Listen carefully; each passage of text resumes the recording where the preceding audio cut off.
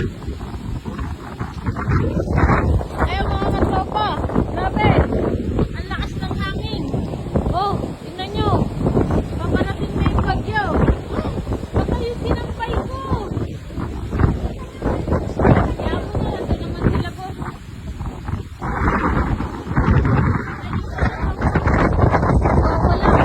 Nawawala ang lake. Kasi, parating ang malakas na ulan. Ang malakas na ulan nandun. Nandun na yung malakas na ulan. Ate, maaabutan na tayo dito. Palampasin muna natin to. Dadaan lang to eh. Dadaan lang siya.